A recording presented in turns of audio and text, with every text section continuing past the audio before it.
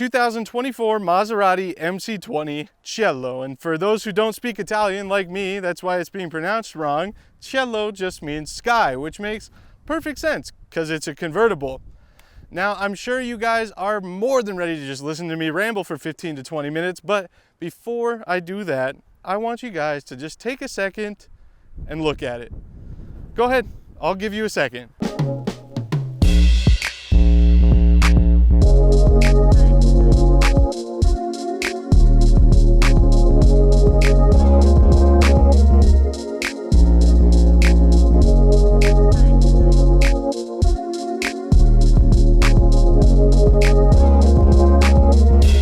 It is stunning, but before we continue on, now I'd like you to just take a second and listen to it.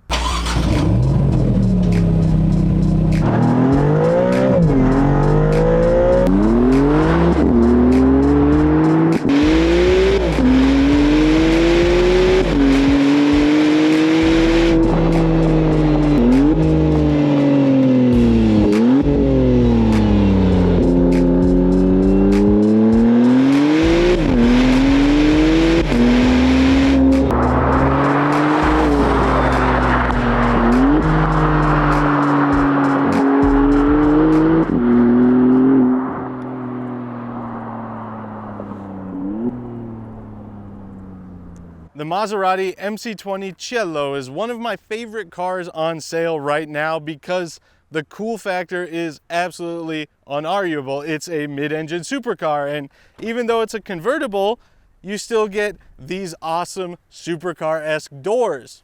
It's also a hardtop convertible with a glass panel in the roof. But it's not just any glass panel in the roof, it's the coolest glass panel roof ever. It has what's called electrochromatic technology, which means it can go from being clear like normal glass to frosted so nobody can see in and you can't see out with just the push of a button on the infotainment system that says one word: Cielo. Cielo. No cielo. Cielo. No cielo. Cielo. I think you get it. I want to say thank you for tuning in. Please press like, press the subscribe button, do all the YouTube things, but more importantly, if you want to see my written take on this car, as well as a bunch of other stuff that I've written, please visit my website, revreflection.com. My name is Braden Carlson. It's time for you to get familiar, not just with me, but with the 2024 Maserati MC20 Cielo. Maserati first brought us the MC20 as part of the company's self-described rebirth strategy for the brand. The Cielo convertible version joined the lineup for the 2022 model year and boasts not only the awesome roof, but the ability to retract the roof in just 12 seconds. In addition, Maserati engineers managed to only add 143 pounds compared to the coupe, and if you're familiar with the weight penalty of a typical convertible setup, you'll know that that is an extremely impressive feat. If you're not familiar with the fact that convertible cars typically weigh more than the coupes, just know that that's an extremely impressive feat. As a big fan of slightly out of the norm mid-engine cars, I immediately fell in love with the MC20. I got a chance to check one out in person last year, but I didn't get to drive it. But just from my impressions of being inside the car, I immediately came to the conclusion that it must be a grade A blend of supercar and luxury car characteristics.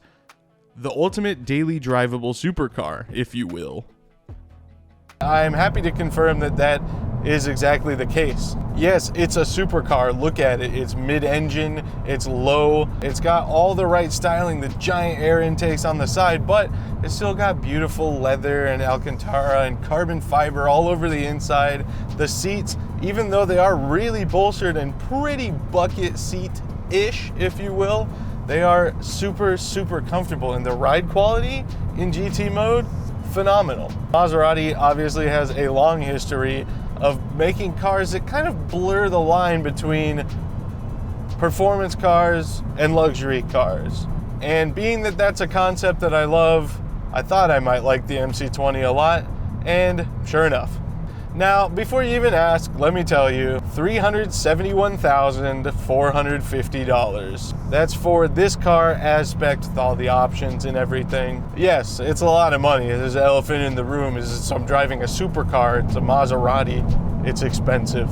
But while we're talking about numbers, let's talk about some other ones. This has a 3-liter twin turbocharged V6. It makes 621 horsepower, 538 pound-feet of torque, and has just the craziest exhaust note.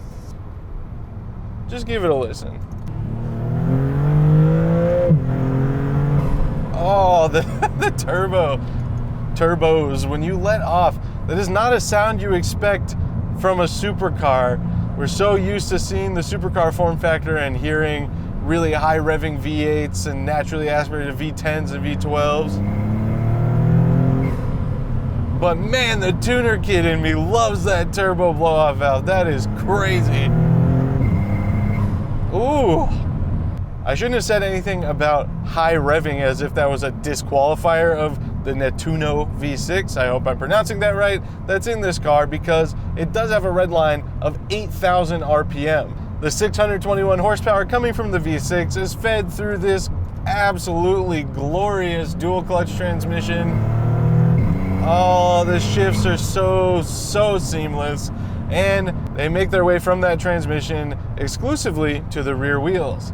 Now, if you're looking for a supercar experience that comes with a really good ride quality, but also isn't too flashy and doesn't gather too much attention, and you can kind of just enjoy your little stealth wealth corner if you've got the money for this kind of thing, the MC20 is not your car. You definitely get the supercar experience, the supercar level performance, and the refined Maserati luxury ride quality, but you do not get the anonymity of driving something like a Quattroporte.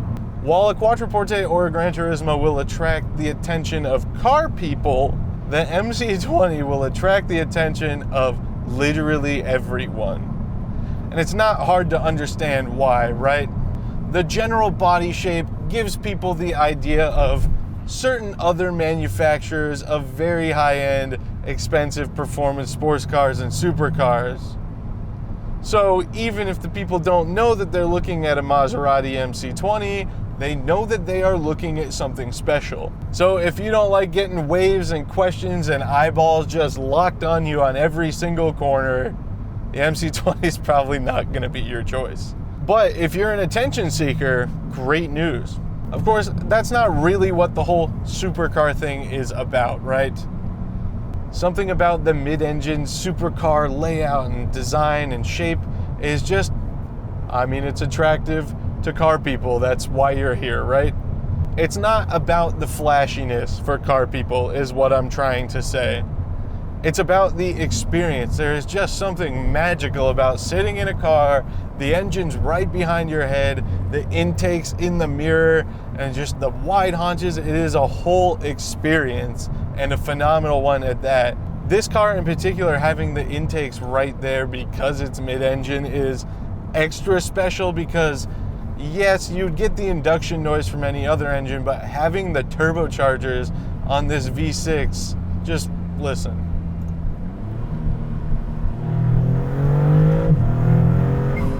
It's so prominent, just the violent sucking in of air and then the blow-off valves when you let off the gas. It is intoxicating. This car sounds absolutely phenomenal. I do want to get back to its daily usability a little bit here too, because while it is, again, I really have to hammer home the point that this is a supercar, right? I'm sure there'll be an argument for some people explaining why it's not, even though it's mid-engine, has 620 horsepower, and costs more than the house that I live in. It's low, yes, but it's not as inconveniently low as other supercars. I'm not afraid of speed bumps or driving over curbs, and there is a very expensive piece of carbon fiber right on the front of this thing that I would absolutely be devastated if I scratched, because I would probably have to take out a mortgage to afford to fix it. Yet here I am, just cruising around as if I was in anything else, and that's kind of the idea that excited me about the MC20 above all else. You really could use it every single day. Of course, as I like to say in every video, nothing is without its faults, and the MC20 definitely has a couple. While for the driver and passenger, it's super comfortable and nice, there's not a lot of cargo space. The glove box was too small to fit my GoPro with a suction cup in there, and the trunk space is Well, my backpack fits, and that's about the most I imagine you could get in there very easily. Not only is the trunk space tiny, but it is also, you know, in the back of the car, right behind the engine. I had a tripod in there when I went out to take some pictures of this thing, and when I took it out of the trunk, it was sitting against the rear firewall. It was actually so hot that I dropped it on the ground because the metal components had gotten so hot riding near the back of the engine, which I guess makes enough sense because the exhaust has to go somewhere, and I assume it's pretty dang close to that rear firewall. The rear fascia where the Maserati logo is too, all the carbon fiber on the bumper, that also gets very, very hot because the exhaust is running through there. And I know some of you are probably thinking, well, it's a mid-engine car. It probably has a frunk, right? Trunk space up front as well. And you're correct. That's where the Maserati toolkit and a couple other things are from the factory. And that is all you can fit up there. There is not room for anything. I do implore you to take these complaints with a grain of salt, though, because obviously you can't go into a two-seater mid-engine supercar expecting any sort of real level of creature comfort or practicality. But if all you have to transport is a suitcase or a backpack every day, and you just really, really want to be about that daily driving supercar life, the MC20, killer option. Now, naturally, if you're buying something like this, you're going to want to have some fun with it, and there's all kinds of track days and stuff like that you can take it to. But if you're going to drive it every day, you might as well enjoy it every day, right? That's why I'm going to very gently and very lovingly take it up my favorite windy road, so I can give you guys a little input on the steering feel and the handling characteristics of the almighty Maserati MC20. Okay, here we go. No racing, nothing gnarly, of course, but we are going to get a feel for the old MC20's handling here.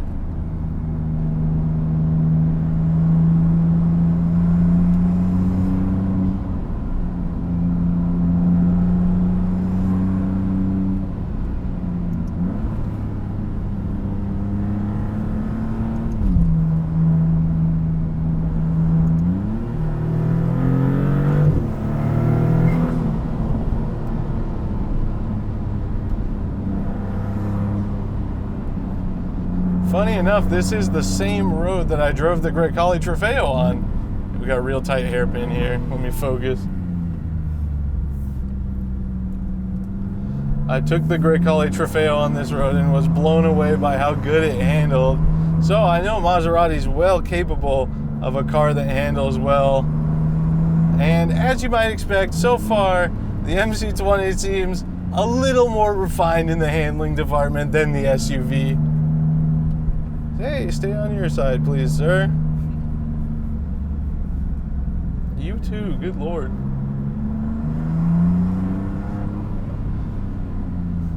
We're in sport mode, the suspension's set to mid-stiffness, and I mean, what do you expect? It feels tight, it feels nimble, it goes where you want it to go. It's a Maserati supercar. Oh, that downshift was so perfect. The transmission's so unbelievably fast. It just does not miss a beat on the gear changes. Listen to that. I don't even need that gear. I just wanted to hear it shift again. So smooth into first even.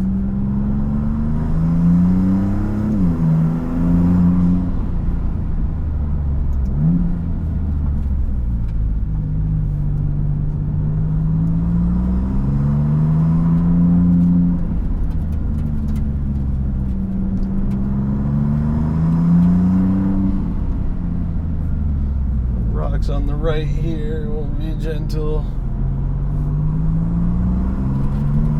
Sure we stay on our side of the road.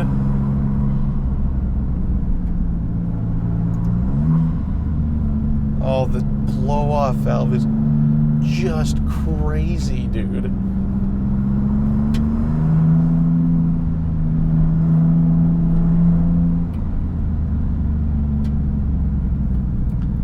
Nice and gentle through here.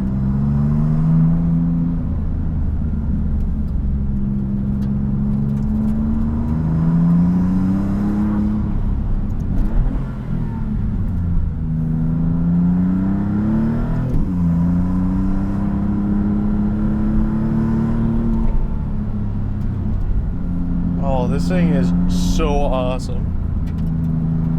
How you feeling over there, cameraman Shane? Pretty good. This thing is sick. We still got both GoPros attached to the glass. Dude, I cannot get over how fast the shift changes are. Gear changes? Shift changes make it sound like I work at Taco Bell.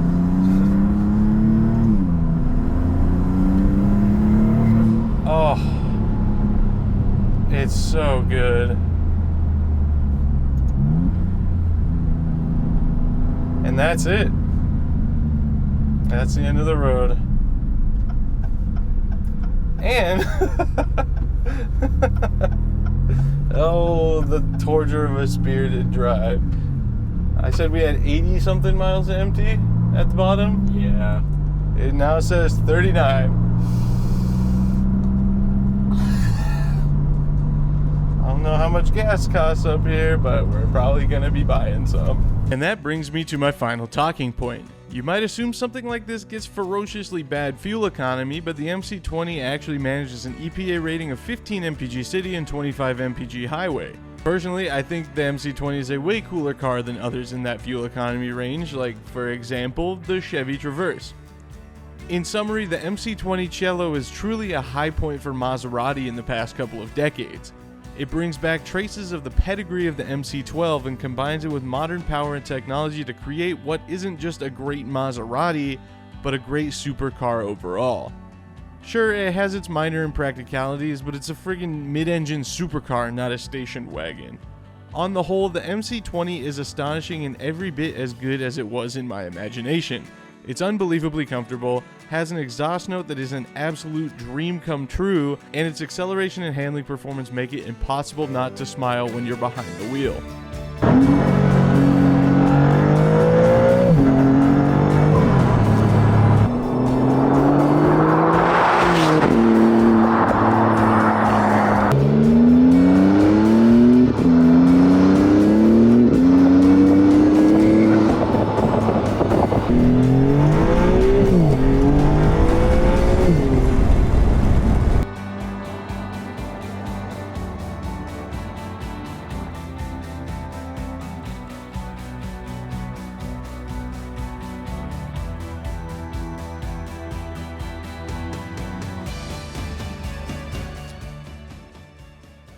And there you have it, ladies and gentlemen. That is the 2024 Maserati MC20 Cielo.